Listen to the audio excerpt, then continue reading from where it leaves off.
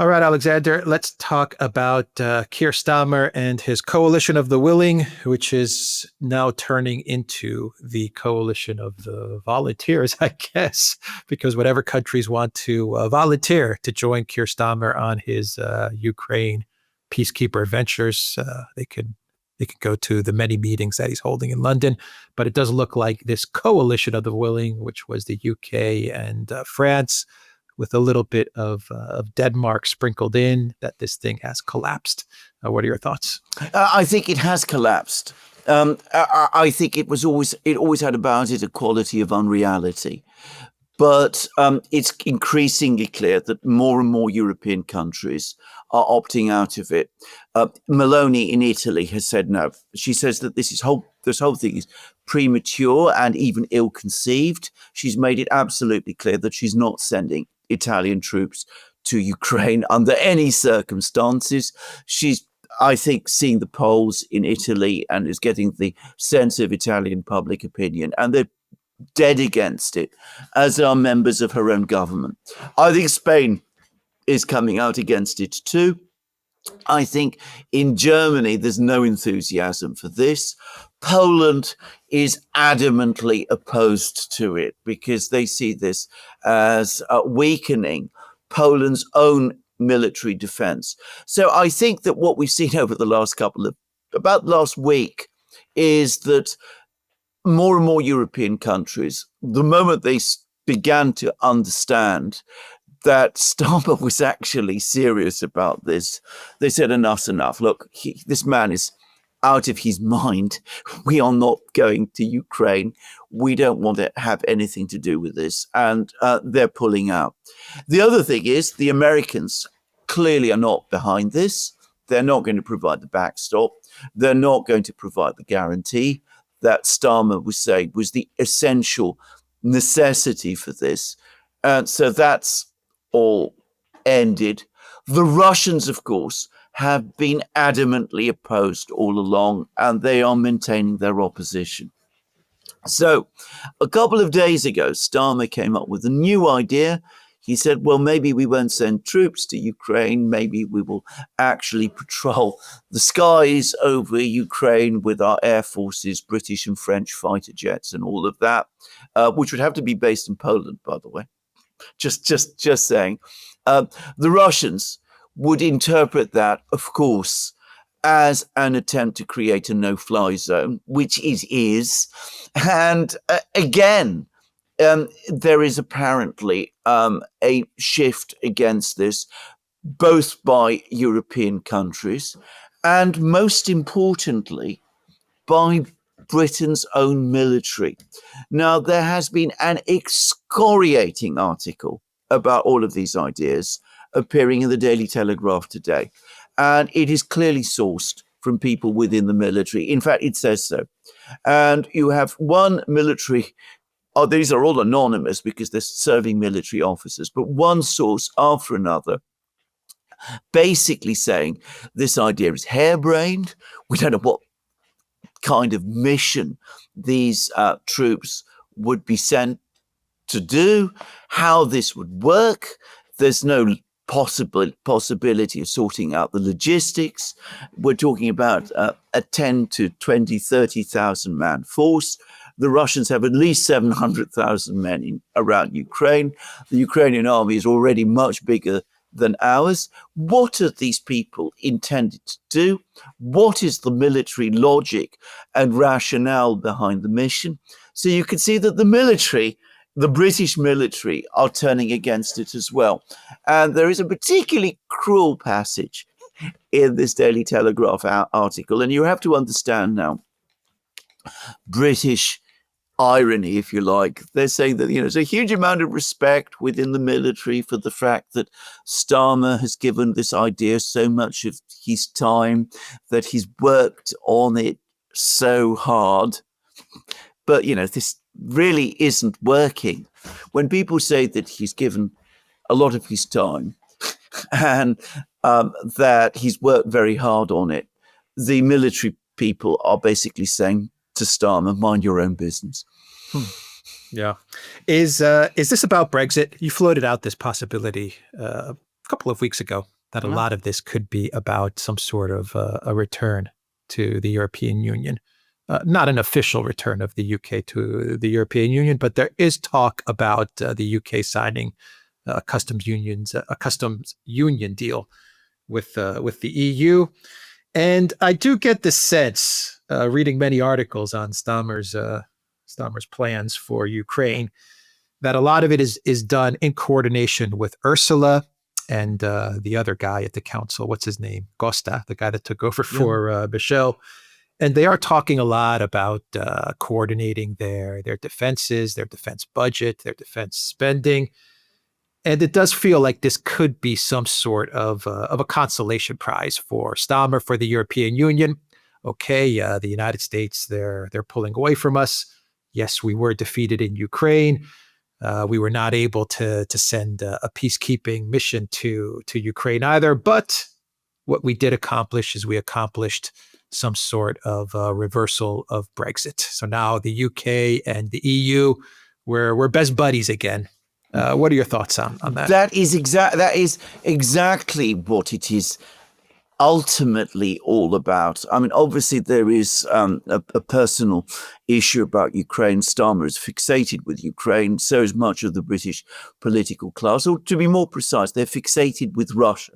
So I mean, they want to do all of this, but ultimately the primary agenda, the major focus, is to try to get Britain back into Europe.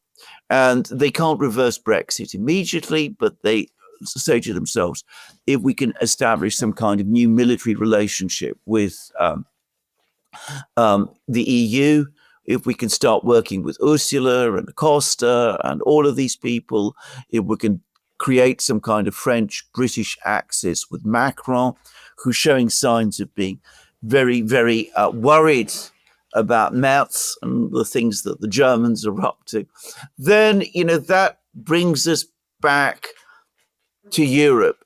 We can actually participate at a security level in discussions in Brussels. We can have our representatives turning up again at the European Council.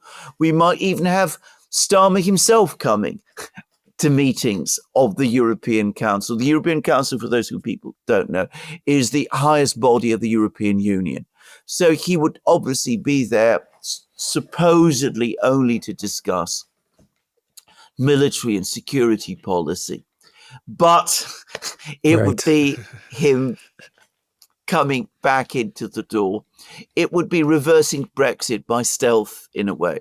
So I think that is absolutely the case. I think a lot of it stems from this. If you look at British politics, it's not an exact overlap, but overall, to a very great extent, those who supported Remain tend to be anti-Russian, pro-Ukraine. And I said, I mean, about 90% of them. Those who supported Brexit tend to be more skeptical about the whole conflict. Now, that isn't an absolute iron rule, because, of course, you've got people like Boris Johnson, who was nominally part of the Brexit issue, and he is, of course, as we know, a fervid supporter of Ukraine. But overall, if you're looking at the percentages, that is basically about right. And a lot of people in Britain, particularly the political class, who've always been deeply upset and resentful about Brexit, do indeed see this as a doorway towards starting to reverse Brexit, to start getting Britain involved again in European affairs, using security and defense issues as the pathway to do it. Yeah, it makes sense in a way. If you're Labour, even if you're the Conservative Party, if you're the political establishment in Britain, and you've got Reform, you've got Farage, they're definitely eating away at your power base. What you do is you draw a line in the sand, and you basically tell the people of the UK, we're the establishment that's going to protect you from Russia. we're the establishment that's working with our partners in the European Union. We're the pro EU, pro Europe, pro collective West part of UK politics. Vote us, join us, or your other alternative is isolation via reform. I mean, that could be the kind of message that they're putting out there, or that they want to get towards, they want to move towards. And in a strange way, it makes some sense, especially when you have a weak candidate, like when you have a lot of weak candidates, but right now you have Starmer, and so you have a guy that doesn't have any charisma. That's effectively just a complete political bore and a political puppet. But you give him this talking point, this message that he can throw out there. You know, the UK is with Europe, the UK is with the EU, the UK is against Russia. We're now the leaders of the collective West. We're going to fight for our defense. We're going to trade with the European Union. This is the future of the UK. Or choose isolation with Farage and reform. I don't know. Something along those lines. You find articles about that all over the media now, except, of course, they're not saying isolation. They're saying go with Farage and accept subjugation by the Kremlin. I mean, this is. I mean, they're much. They take it much further than this, and that we have to increase defense spending because the Russians are at our gates. I mean, the rhetoric is just off the scale here about this, and that is why we must pool our resources with the Europeans. We can't count on the Americans anymore. The Americans are going away. They're even betraying us. So therefore, unless we want to be taken over and ruled by Moscow, we must make common cause with our French and German allies, crank up defense spending and reintegrate with Europe, with the new defense and security structures that are being created in Europe. Now, I'm going to say this, for a couple of weeks, this actually did have some resonance. You saw, Starmer had a brief upward bump in his support after the Oval Office meeting between Zelensky and Trump. The way it was represented in Britain was that Trump and Vance bullied Zelensky. We know that wasn't the truth, but that was how it was represented. Starmer supported Zelensky. People felt sorry for Zelensky, and there was an upward bump as a result in Starmer's popularity. All of the indications are is that that's now drifting away. And this narrative that you've set out, which is indeed the official establishment narrative at the moment. We must reintegrate with Europe. We're the people who will defend you. You can't trust Farage. You can't trust reform. We must get back into with the Europeans because the Russians are at our doorstep and the Americans are going away. It's starting. People are starting to question this because, firstly, the economic situation in Britain continues to deteriorate. We had a contraction in the economy in January. There is a steep reduction in fiscal space, as it's called. In other words, the government is running out of money. Just saying. There is talk that in the spring, the government might actually have to raise taxes again, something which in the Chancellor's autumn statement, which you remember we covered, she did raise taxes, but she said that there wouldn't be any further increases in taxes. It now looks as if there will be, and it will be justified on the basis of the need to increase defense spending. So people don't want to pay taxes. The government has moved forward with very severe cuts in spending for disabled people. Now, this is, a significant part of the UK population. People have all kinds of disabilities and they get funds for this. Some of them, there's some cases which are really very distressing to read about. I'm not going to get into the details of this. All I will say is that taking this step has shocked Starmer's Labour Party supporters. It's unpopular with the Labour Parliamentary Party. And a lot of the people who previously had supported Starmer, indeed had been passionately supportive of Starmer, are now horrified by this, and they're starting to turn against him. And you could see this in The Guardian, for example, very, very pro-Starmer newspaper in Britain. We know its orientation. They now published an article, an editorial, saying that, basically that the Labour Party is betraying its core constituency, that it's not really a Labour Party in any true sense anymore, making criticisms, comments about the Labour Party and what it's become, which are very similar to the ones that we've made on the Duran. It was very strange to read them in an editorial in The Guardian. So this brief bump in popularity is now draining away. And one senses that, in fact, not only is it going to continue to drain away, but that there is actually an incipient crisis developing. So the Labour Party is going to start to lose support. Starmer is losing support. There are growing doubts about him. The Conservatives are not picking up support. They are stuck at 22% in the opinion polls, which is, I believe, worse than what they got in the election.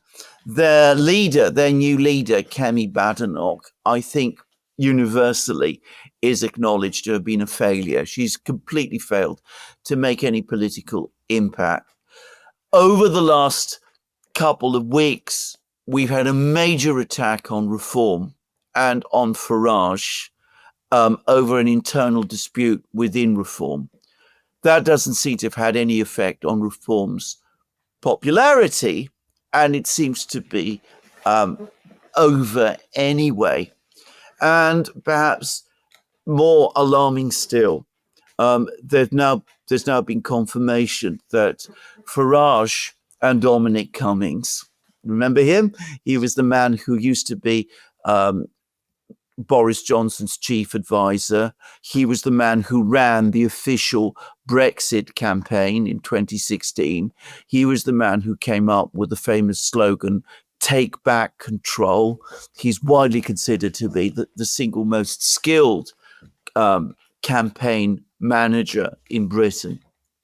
Anyway, these two men, Farage and Cummings, who up to now have not got on with each other, they've been rivals. Anyway, they've apparently had a very productive and successful meeting. So it looks as if they are putting aside their differences. They're very different people. And there's some suggestions that these two parts of the Brexit movement are coming together again. So you're absolutely correct in what you said about, the plan that the establishment has. But it's not clear at the moment that it's going to work, at least not in electoral terms. More likely, on the contrary, we're going to see, especially in a few weeks, months' time, especially if, as I expect, we start to see electricity and gas prices, domestic prices in Britain surge in the autumn, that there's going to be increasing anger and disaffection, and people could start to turn against this whole thing. And we could start to see Reform increase its vote in the opinion polls and start to pose an even stronger challenge than it is already. So that's I think, where we are with British politics at the moment.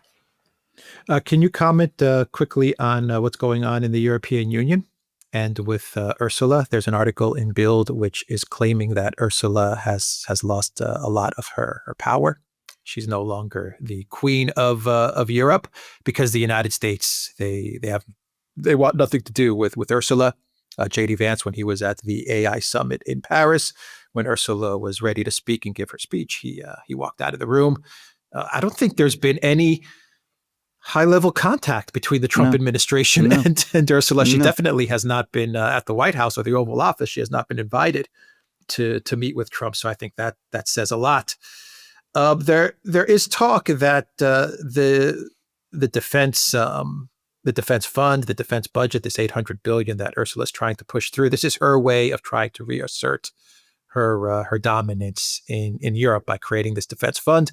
Of course, working with the UK is another way for her to show that she still is a player on the world stage, much like Starmer. He's a player on the world stage because he's joining forces with the European Union. The other side of the coin is Ursula needs to show that she's still a big player in world affairs and geopolitics by teaming up with the UK.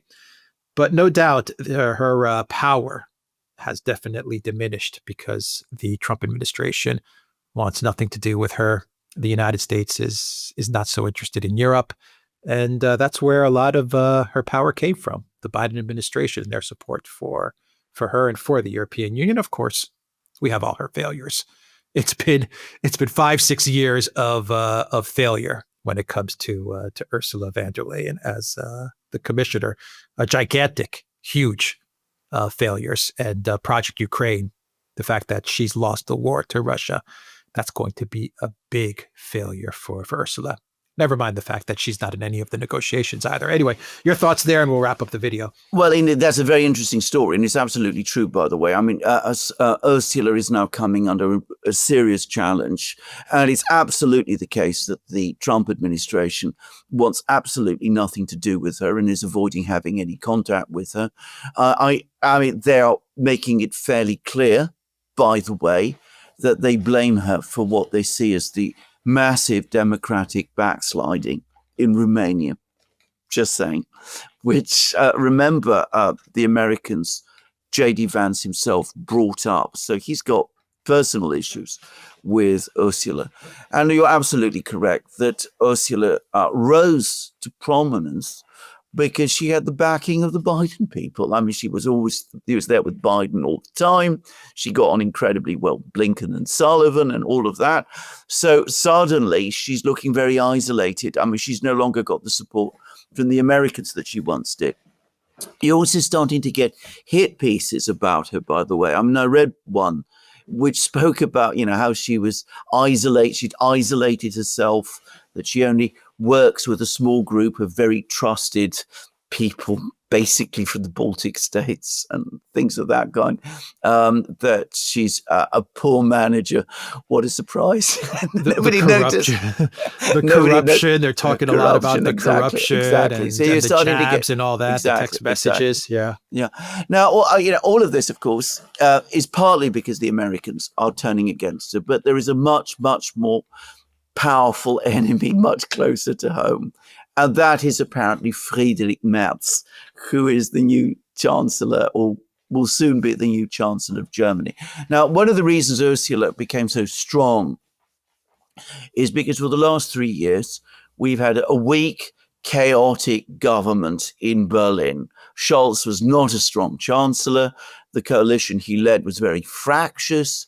He never had any real control over Ursula. In fact, he did pretty much whatever she wanted. And the Greens in Germany, Habeck and Baerbock, were political allies of Ursula in all her various projects. Now, we have a new government led by Merz. It's a coalition of the CDU, CSU, and the SPD. The Greens are not part of this coalition. And even, on that basis, it would be unsurprising if this new government in Berlin said, look, Germany's the biggest country in the EU. If anybody's going to rule and run the EU, it's going to be us. We've done that before. I mean, that was what Merkel did. That's what, we should be doing. Berlin should be the real capital of the EU, not Brussels. So, a stronger government in Germany, or at least a more coherent government in Germany, would probably want to challenge Ursula anyway. But there is the added factor that apparently Merz and Ursula hate each other, that there is a long-standing political feud between them, because Merz sees Ursula as an ally of his former nemesis, Angela Merkel. And he doesn't like Merkel, and he doesn't like Ursula because he sees her as associated with Merkel. And apparently Merz is somebody who, holds on to his grudges. Now, bear something in mind. Bild Zeitung is a right-wing conservative tabloid, very, very close politically to the CDU.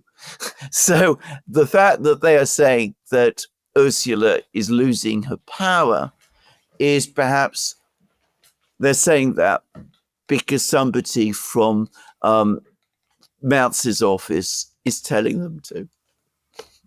They're not wrong. No. They're not wrong. Yeah. No. I mean, she has been a disastrous EU Commission president. The worst. She's the worst. The worst ever. She has expanded the power of the EU Centre to extraordinary degrees. She is chaotic, and she's a chaotic and corrupt and extremely bad manager and administrator. She has extremely authoritarian tendencies, as we've seen many times. And undoubtedly, those who don't share her ideological fixations are going to dislike her. So it's unsurprising that, her enemies are now gathering. Merz on the one hand, the Trump people on the other. Merz and Trump probably disagree about pretty much everything, except their shared dislike of Ursula von der Leyen. Yeah, and completely obsessed with Russia. Absolutely, yeah. Yeah. All right, we will end the video there. TheDuran.locals.com. We are on Rumble, Odyssey, BitChute, Telegram, Rockfin, and X. Go to the Duran shop, pick up some merch like what we are wearing in this video update. We are also running a special 15% off all merch on the Duran shop. The link is in the description box down below. Take care.